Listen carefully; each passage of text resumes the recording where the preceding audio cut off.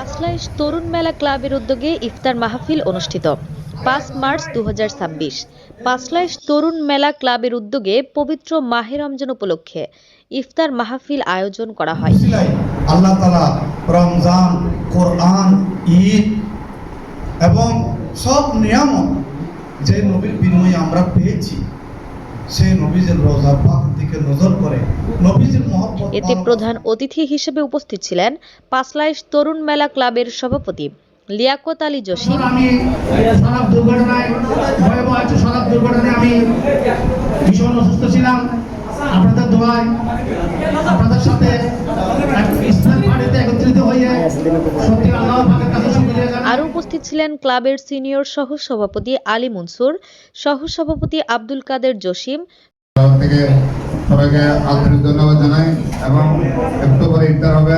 আমি কিছু বলতেছিলাম, সবার কাছে দোয়া চাই আপনারা যাতে ভবিষ্যতে আরো সুন্দর ইফতার পার্টি। সহ সভাপতি হারুন কোম্পানি, সাবেক সভাপতি মোর্শেদুল আলম মোর্শেদ, সাবেক সাংগঠনিক সম্পাদক ইদ্রিস আলী, সাধারণ সম্পাদক জাহিদুল আলম, সাংগঠনিক সম্পাদক আবু বক্কর, সমাজ কল্যাণ সম্পাদক তসলিম উদ্দিন, প্রবাসী সচিব নাজিম উদ্দিন নাজিম, প্রবাসী সচিব মুহাম্মদ আলী, প্রবাসী সচিব আমানুল্লাহ আমান, প্রচার সম্পাদক ইলিয়াস বাচ্চু, মুহাম্মদ কফিল উদ্দিন, ধর্ম সম্পাদক কফিল হুজুর, সহ ধর্ম সম্পাদক নাজিম, আপ্যায়ন সম্পাদক আব্বাস বাবুর্চি সহ এলাকার বিভিন্ন রাজনৈতিক দলের নেতৃবৃন্দ।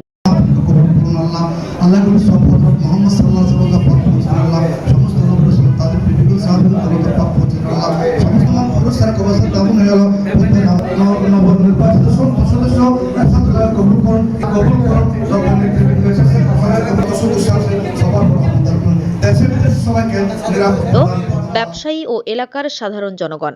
এ সময় দোয়া ও ইফতার মাহফিলে বক্তারা বলেন, ইফতারের আগ মুহূর্তে এখানে বক্তব্যের কোনো সুযোগ নেই।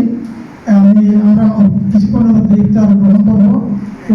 আমি গত কিছুদিন আগে আমরা আমাদের সাথে কথা বলেছি, উনি বলেছেন জসিমকে নিয়ে যাওয়ার জন্য একটা ইনশাআল্লাহ সামনে দর্শকরা আরো একটু সহযোগিতা আরো দেখোয়, কারণ যারা আছেন তারা সহজ হয়, মানে সাবেক যারা ছিল সবাইকে ডাকি নিয়ে আমাদের এই ধর্মের আগার উপর উচ্চ করতে হবে। এটাকে সবাইকে আশা রেখে রমজানের উদ্দেশ্যে তাকওয়া। তাকওয়া অর্থ আল্লাহর ভয়। আল্লাহর ভয়ে সব মন্দ কাজ থেকে বিরত থাকা, সংযম অবলম্বন করা। এ সংযম সব শ্রেণীর মানুষের জন্য। ব্যবসায়ী ও বিক্রেতারা অতি মুনাফার লোভ সংযত করবেন, কৃত্রিম সংকট সৃষ্টি থেকে বিরত থাকবেন। সরকার প্রশাসন শুধু রাজস্ব বাড়ানোর পরিবর্তে জনকল্যাণে ব্রতী হবে, তবেই পবিত্র রমজানের উদ্দেশ্য সফল হবে। রহমতের অফুরন্ত ধারা প্রবাহিত হবে, রহমত, মাগফিরাত ও নাজাত লাভ হবে।